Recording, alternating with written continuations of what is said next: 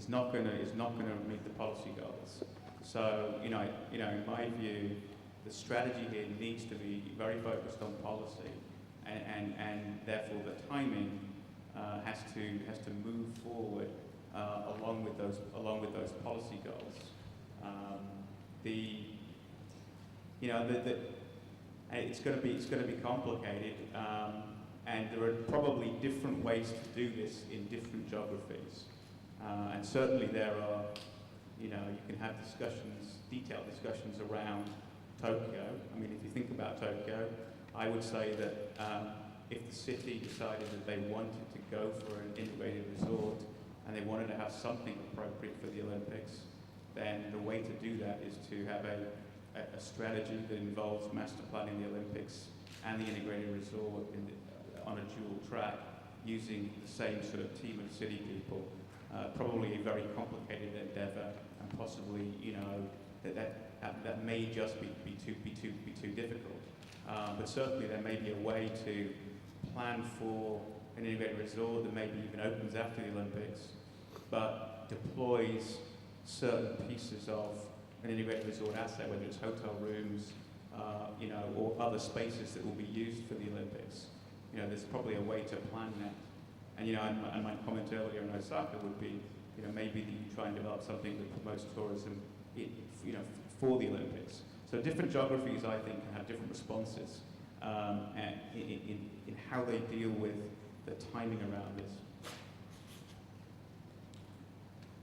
And again, just at the risk of being repetitive, the reason I asked that question is because we hear from, perhaps it's the anti-gaming groups or contingency that is out there, we've heard the notion of too much going on all at the same time, and so just curious to get views from both of you on what you're hearing on how the Japanese central government's thinking about the Olympic bid and kind of the impetus for the casinos. But so the reason for the question.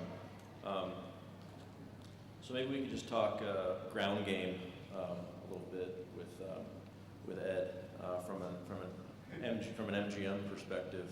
I'm happy to share our strategy with all these people. We'll try to keep it not so proprietary. We'll try to keep it so it's not proprietary. But just on the issue of tax rates, and again, it wouldn't be anything that MGM wouldn't be facing. All the other would-be operators as well. But when you think about tax rates, that's kind of an obvious question. Everybody has an opinion. Let's make sure it's as low as possible. But maybe you can shed a little more light on what you think an acceptable kind of tax rate might be, given, if you will, the ground game that you have done and the work that you have done, considering the cost to build, land acquisition costs, just et cetera, et cetera. Yeah, so the tax rate is really completely related to level of investment. We look for a specific return on our investment. Tax rate can move that up or down.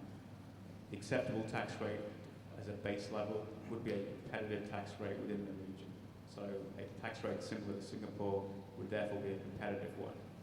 Once you move higher than that tax rate, and you start to get somewhat non-competitive with what's in the region, then all you're doing ultimately is taking dollars out of your investment. Let's just assume, for example, the facility, for $1 billion of gaming revenue, every 10% of that is 100 million. So sort of every 10 percentage points that you move for $1 billion of revenue, you're denying yourself the opportunity to spend another $500 million on the project, roughly speaking, assuming a 20% return on investment. And with these projects, they're very big projects, and so a deviation on tax rate of maybe 5% can be a multi-billion-dollar difference in what a company would spend. When we think about the very, very high cost of land, for example, in Tokyo, the high cost of construction generally, which would be exacerbated by the timing of the other construction activities that will be happening in Tokyo and potentially elsewhere in Japan as we approach the Olympics. this could be a very expensive project. And so, we're looking for something that is a highly competitive industry rate. There are other technical areas that we need to understand as well, which we don't at the moment. For example, similar to Singapore, which has a GST tax, Japan has a consumption tax, which is very similar to the European VAT. If consumption tax is applied to gaming revenues, we really don't know whether it would be or not. That's currently 8% and potentially going up to 10%. So that's a very significant tax burden that we would also have. It needs to be factored into the overall tax rate. So, as we have these discussions with government around tax policy, we focus on explaining that it needs to be a composite tax, or we need to understand tax from a composite basis, and we need to make sure there are no sort of hidden things that we suddenly find out about too late that massively impact the level of investment that we could make. Talking about the tax rate, I always talk to the lawmakers or the governmental officials that it is very important to not to focusing on not only the gaming tax rate. We have to talk about the whole taxation system over the the company's operation, including corporate tax. We have 0% corporate tax right here, right? And Singaporean 17% over profit, company's profit. And notoriously, we have very high percentage of the corporate tax, 35. It's lower than US corporate tax, however, it's similar to that kind of corporate tax. So we have to take that into the consideration to set up the gaming tax.